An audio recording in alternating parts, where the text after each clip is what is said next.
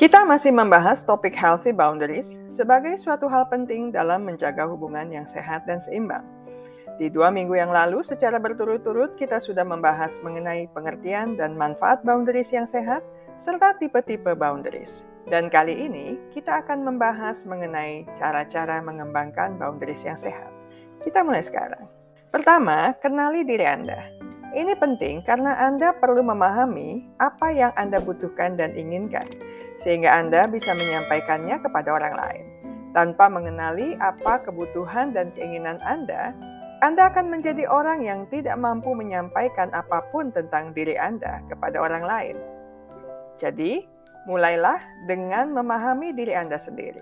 Apa saja kekuatan dan kemampuan Anda? Apa saja yang menjadi kekurangan atau kelemahan Anda? Apa saja yang perlu Anda waspadai dalam berelasi dengan sesama yang bersumber dari keterbatasan Anda tadi? Kedua, komunikasikan perasaan dan pemikiran Anda dengan jujur. Komunikasikan kepada orang terdekat Anda hal-hal apa saja yang Anda sukai dan apa yang Anda tidak sukai. Tidak ada orang yang akan bisa memahami kita jika kita hanya berdiam diri saja. Nyatakan pendapat Anda dalam hal ini khususnya terkait hal-hal apa saja yang Anda harapkan, inginkan, dan perlukan agar orang lain bisa mengerti batasan Anda dan bisa bekerja sama dengan Anda. Katakan ya bila ya, katakan tidak jika memang tidak. Katakan tidak bisa atau tidak boleh tanpa perlu merasakan kekhawatiran atau ketakutan ditolak orang lain. Anda bebas dan berhak bersuara, dengan sopan tentunya. Diskusi ini tidak hanya membantu kedua belah pihak memahami batasan, tetapi juga memberi kesempatan untuk Anda menjelaskan mengapa Anda menghargai batasan tersebut. Ketiga, tanyakan kepada orang lain batasannya juga. Supaya relasi bisa berjalan seimbang dan menyenangkan, Anda juga perlu mengenali batasan orang lain. Jadi, tanyakan hal-hal apa saja yang diharapkannya, dibutuhkannya, dan diinginkannya. Coba cari kecocokan di antara Anda berdua dan negosiasikan apa yang sebaiknya dilakukan untuk situasi dan kondisi tertentu. Bagaimanapun, relasi yang seimbang akan lebih menyehatkan daripada relasi yang didominasi oleh salah satu pihak, bukan? Dengan mengenali batasan orang lain pun, Anda akan lebih mudah menghadapi masalah dan menyelesaikannya. Bahkan Anda pun akan lebih mampu menghindari sejumlah masalah yang tidak perlu karena Anda sudah mengenali batas-batas sehat di antara Anda dan orang-orang yang terhubung dengan Anda. Keempat, kelola emosi Anda. Orang dengan boundaries yang sehat biasanya adalah orang dengan kondisi emosional yang lebih sehat. Dia tentunya bisa mengelola perasaannya dengan baik sehingga tidak meledak-ledak di hadapan orang lain. Dia pun tidak senantiasa menyimpan saja segala rasa di dalam dirinya. Bila mana diperlukan, dia akan menyampaikan apa yang dia rasakan kepada orang lain untuk mendapatkan jalan keluar dan kesepakatan bersama yang lebih baik. Kelima, sediakan peluang dan kesempatan untuk ruang dan waktu pribadi Anda. Walaupun berelasi itu penting, tetapi waktu untuk menjalani kegiatan mandiri dan pribadi juga perlu diperhitungkan dan disediakan. Tiap orang berhak mempunyai me time, waktu untuk mengerjakan hal-hal yang disukainya di ruang tertentu. Anda berhak, orang lain yang terhubung dengan Anda pun demikian. Tidak ada orang yang bisa mengatur Anda untuk mengikuti cara dan gayanya, apalagi dengan paksaan. Namun ingat bahwa Anda pun perlu memberikan peluang kepada orang lain sebagaimana yang Anda butuhkan. Keenam, praktikkan penggunaan kata-kata sakti. Dalam berelasi dengan siapapun, penggunaan kata-kata yang tepat sangatlah penting dan diperlukan. Apalagi dengan orang-orang yang kita kasihi dan yang mempunyai relasi baik dengan kita. Kata-kata apa saja yang tidak pernah boleh dilupakan?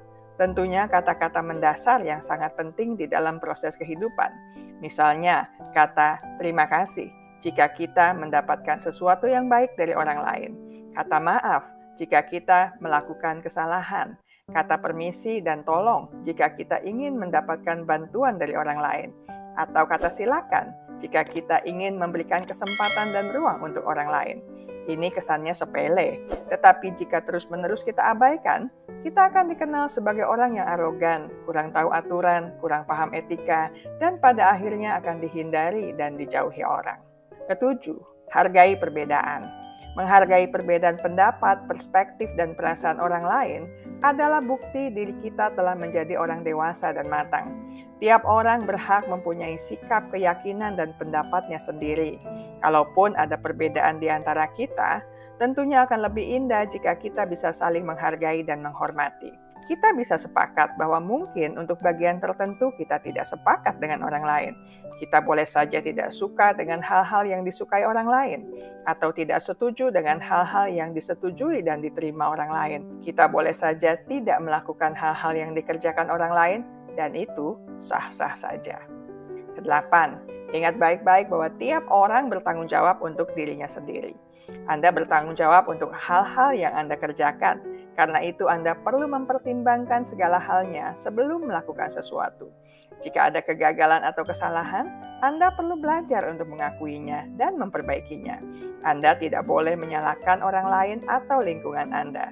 Tidak baik juga jika Anda melemparkan tanggung jawab kepada orang lain.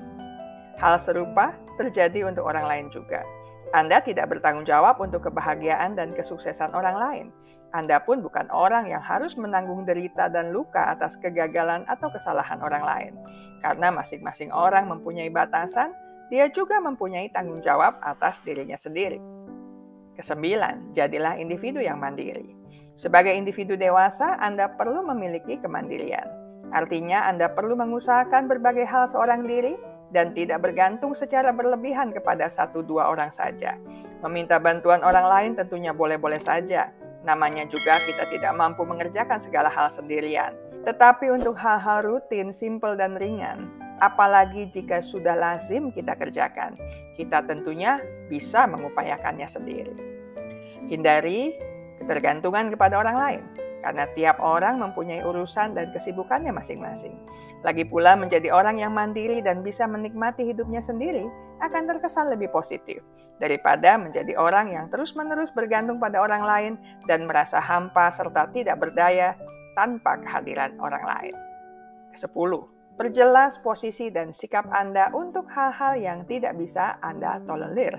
Walaupun Anda berusaha untuk memahami orang lain dan berbaik sangka terhadap perkataan dan perbuatan orang lain, tetapi ada hal-hal yang tidak bisa Anda tolerir ketika berhadapan dengan orang lain. Dan disinilah boundaries yang sehat sangat diperlukan. Apakah Anda harus terus-menerus memaklumi orang yang melakukan kekerasan terhadap Anda? Tentunya tidak. Anda harus berbicara, menyatakan sikap Anda, bahkan melakukan tindakan dengan berani, tanpa berlama-lama larut dalam lingkaran kekerasan.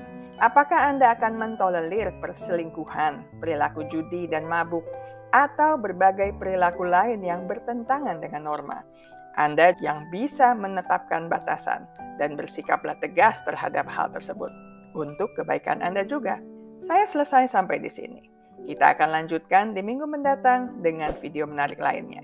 Terima kasih untuk kesetiaan Anda bersama channel Bahas Psikologi. Ingat baik-baik, kesehatan mental Anda sangat berharga. Jagalah, pertahankanlah dengan sekuat tenaga.